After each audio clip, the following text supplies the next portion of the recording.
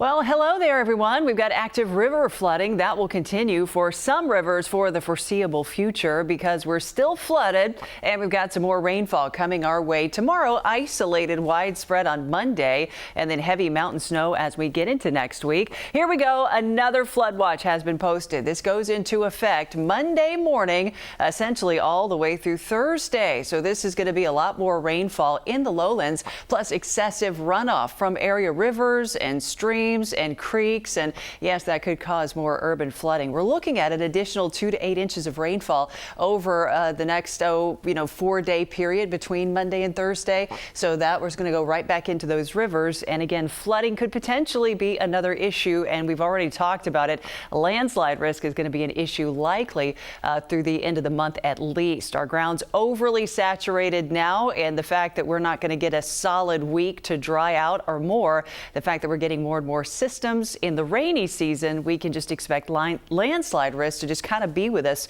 and also until future notice or until things begin to change. Here we go. We had some clouds and some sunshine today. It was actually a beautiful day, especially after all that thick fog burned off. We got some sun. Now we're back to some clouds moving in overnight, leading to a few stray showers tomorrow, but overall not too bad. Hey, if you're heading out to the Seahawks game tomorrow, it's going to be nice, kind of a classic setup here in the Pacific Northwest. We're looking at more clouds than anything, maybe a few sprinkles as we get toward the middle part of the afternoon, and then after the game a couple passing showers, but overall the heaviest rain will be on the coast and in the North Sound. We've got some winds coming our way next week. Some of these will be on the stronger side. Look at this, 40 to 50 mile per hour gust across the northern interior, 30-35 across parts of the southern South Sound. Some of these will be even stronger on the coast, so we're going to say 30 to 50 mile per hour gusts are possible, getting stronger as we go throughout Monday afternoon.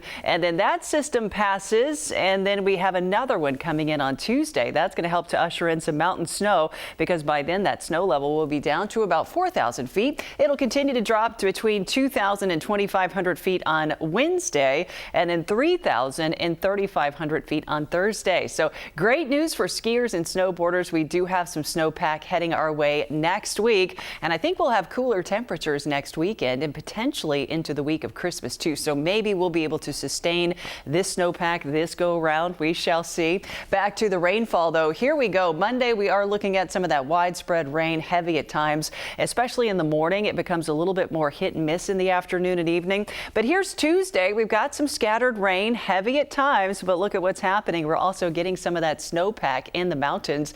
That will continue, by the way, for the better part of next week, Tuesday through Thursday, Friday, possibly even Saturday. How much rain will fall as we go into Sunday? Again, there'll be some rain for the North Sound. There'll be some rain, especially for the northern coast, and then just a couple passing showers everywhere else. So not a ton of rain for most of us on your Sunday. That changes, however, as we get into Monday morning and Tuesday and Wednesday. We are going to get a lot more rainfall off and on as we go through next week, along with more mountain snow. But here's a look at some of those rainfall totals as we go into Tuesday, Wednesday, Thursday of next week. Another 2, 3, 4 inches of rain possible. More than that for area rivers, as some of that will still be traveling down the mountains. But here we go. Temperatures near 60 on Monday. And then look at that. We're going to drop about 10 degrees as we get toward the mid and latter part of next week. Quite a shift in our temperatures, back to 30s for overnight lows potentially heading into next weekend.